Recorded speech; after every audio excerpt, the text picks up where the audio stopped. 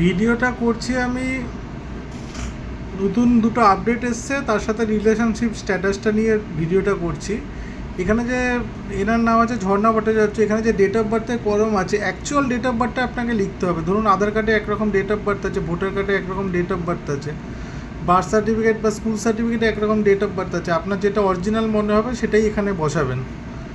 তারপরে আধার নাম্বার আপনি ঐচ্ছিক দিতেও পারেন, নাও দিতে পারেন। মোবাইল নম্বরটি দেবেন, বাবার নাম লিখবেন, এপিক নম্বর থাকলে দেবেন, নাহলে দেবেন না। মায়ের নাম লিখবেন, এপিক নম্বর থাকলে দেবেন, নাহলে দেবেন না। এখানে হাজব্যান্ডের, যদি ওয়াইফের ফর্ম ফিল আপ করেন তাহলে হাজব্যান্ডের নাম লিখবেন। 2025-এ যে এপিক নাম্বারটা আছে সেটা লিখবেন। উপরের পার্টটা হলো 2025-এর রেসপেক্টে। এনার 2002 সালের নাম ছিল, তাই বাঁদিকের কলমটা ফিল আপ হচ্ছে। যদি নাম না থেকে থাকে তাই ডান দিকের কলমটা আমি পরে দেখাচ্ছি।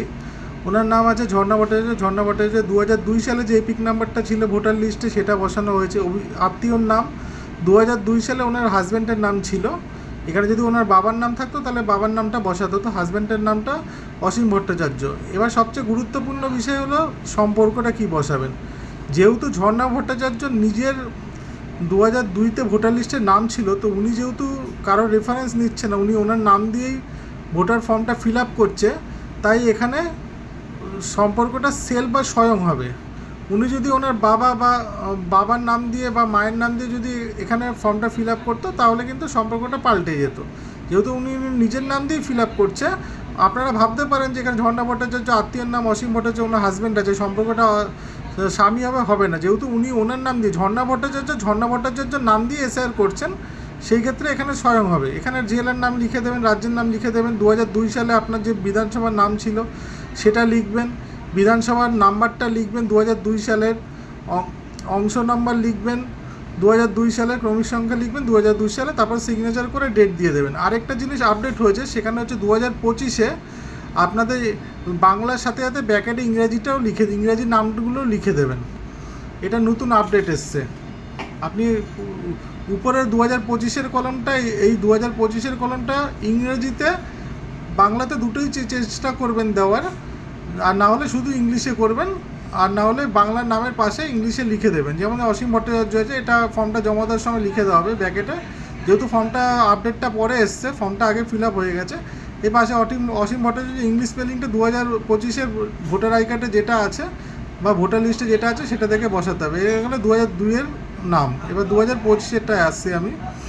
2025-এ এর রেসপেক্টে এর নাম অভিজিৎ ভট্টাচার্য, এর 2002-এ নাম ছিল না, তো অ্যাকচুয়াল ডেট অফ বার্থটা বসানো হয়েছে এখানে। আধার নাম্বার, মোবাইল নাম্বার বসানো হয়েছে, পিতার নাম বসানো হয়েছে 2025-এ, ভোটার আইডি কার্ড নাম্বারটা বসানো হয়েছে পিতার, মায়ের নাম বসানো হয়েছে 2025-এ, ভোটার আই কার্ড নাম্বারটা বসানো হয়েছে, স্ত্রীর নাম বসানো হয়েছে 2025-এর আই কার্ড নাম্বারটা বসানো হয়েছে।